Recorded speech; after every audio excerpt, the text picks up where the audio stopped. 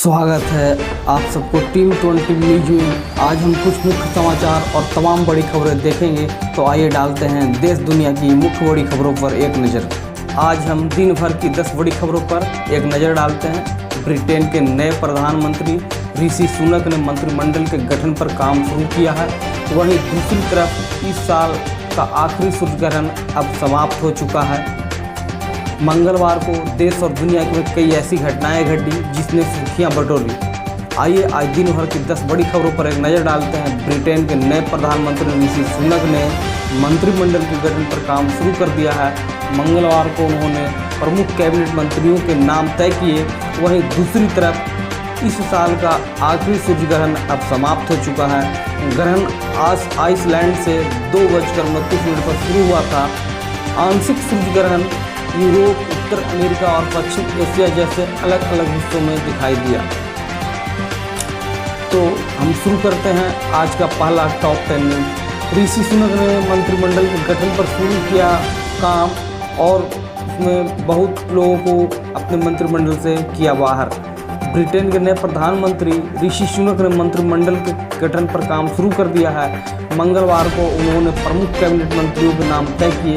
उन्होंने आर्थिक स्थिरता के लिए जेरेमी हंट को वित्त मंत्री के रूप में पद पर बनाए रखने का फैसला किया है।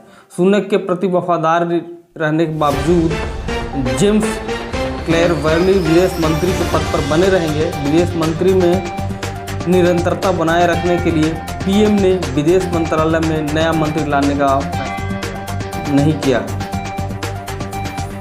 दूसरा, दशकों बाद बना सूर्य ग्रहण का दुर्लभ जो सामने आई दुनिया भर से बहुत सारी सुंदर तस्वीरें। इस साल दुनिया में आखिर सूर्य ग्रहण अब समाप्त हो चुका है। ग्रहण आइसलैंड से 2:29 पर शुरू हुआ था। आंशिक सूर्य ग्रहण यूरोप, उत्तर पूर्वी अफ्रीका और पश्चिम एशिया के अलग अलग हिस्सों में दिखाई दिया। भारत में ग्रहण शाम 4:29 से शुरू हुआ जो शाम 6:09 पर ख़त्म हो गया। भारत में सूर्य ग्रहण नई दिल्ली, बेंगलुरु, कोलकाता, चेन्नई, प्रयागराज, लखनऊ, उज्जैन, वाराणसी, मथुरा, हैदराबाद, चंडीगढ़, पुणे, भोपाल, नागपुर इत्यादि शहरों में दिखाई दिया। तीसरा मुख्य समाचार, भारी हमले के बीच यूक्रेन में एक सप्ताह में दूसरी एडवाइजरी। दूतावास ने भारतीयों से तुरंत यूक्रेन छोड़ने को कहा। रूस यूक्रेन युद्ध 8 महीने के बाद रुकने का नाम नहीं ले रहा है। यूक्रेन के क्रीमिया के पुल उड़ाने की घटना के बाद रूस भारी गुस्से में। वह यूक्रेन की राजधानी कीव समेत सभी शहरों में बड़े पैमाने पर हमले कर रहा। इस कारण जान माल का संकट पैदा हो गया है। ऐसे में यूक्रेन से फिर लोग पलायन होने को मजबूर हो गए हैं। अब बढ़ती शत्रुता को देखते हुए यूक्रेन में भारतीय राजदूतावास ने मंगलवार को एक ताज़ा एडवाइजरी जारी कर वहां के सभी भारतीयों को देखते हुए तुरंत देश छोड़ने को कहा है।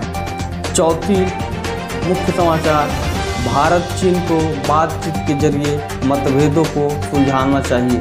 चीन दूत चीन के निर्वर्तमान राजदूत सुन वेइडांग ने मंगलवार को कहा है कि पड़ोसी होने के नाते चीन और भारत के बीच कुछ मतभेद होना स्वाभाविक है, लेकिन बातचीत के जरिए लंबित मुद्दों को हल करते हुए विकास के लिए साझा आधार तलाशने पर ध्यान देना चाहिए।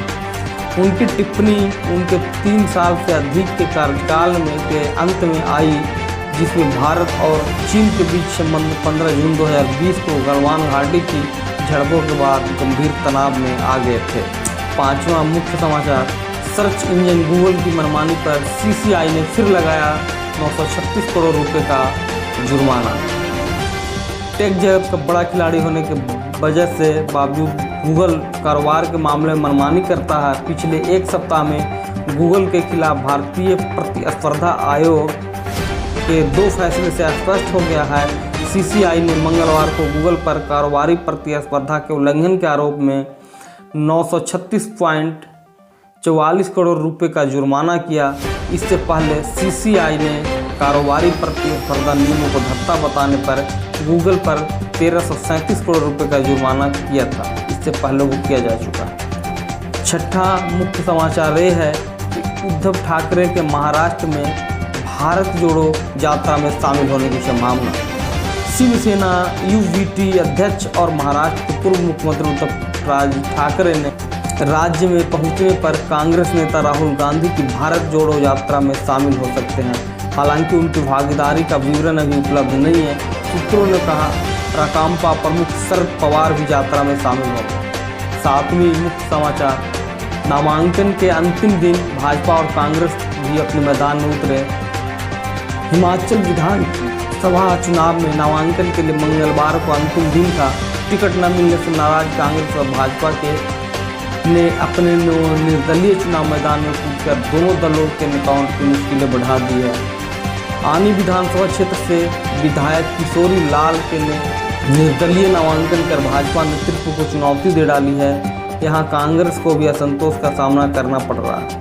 टिकट न मिलने से पिछले चुनाव में प्रत्याशी रहे परशुराम ने निर्दलीय नामांकन किया। आठवीं मुख्य समाचार, रिसर्च में दावा किया अल्ट्रासाउंड स्कैन से भी हो सकती है प्रोस्टेट कैंसर की पहचान।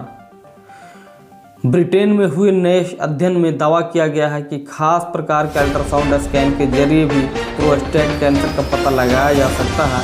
Imperial college London, university college London, imperial college health care NHS trust के शोधकर्ताओं ने 370 लोगों पर किए गए अध्ययन के हवाले से कहा है कि अल्ट्रासाउंड स्कैन सिर्फ 4.3% वैसे प्रोस्टेट कैंसर का पता नहीं लगा पाया जो नैदानिक तौर पर थोड़े जटिल थे। और नौवां मुख्य समाचार ये है कि गोल्ड ट्रेंडिंग में हो सकता है बड़ा बदलाव। BSE पर लॉन्च हुई EGR सर्विस, जाने इसमें क्या हो सकता है। देश के प्रमुख स्टॉक एक्सचेंज BSE ने अपने प्लेटफार्म पर electronic gold receipt EGR launch कर दिया है। इससे सोने की प्रभावी और बेहतर कीमत पाने में मदद मिलेगी हर कस्टमर्स को। एक्सचेंज में एक बयान में कहा है कि उसने दिवाली पर मुहूर्त ट्रेंडिंग के दौरान 995 और 999 शुद्धता के दो नए प्रोडक्ट पेश किए हैं। ट्रेंडिंग का रेट 1 ग्राम के गुणकों में होगा। डिलीवरी 10 ग्राम और 100 ग्राम के गुणकों में होगी।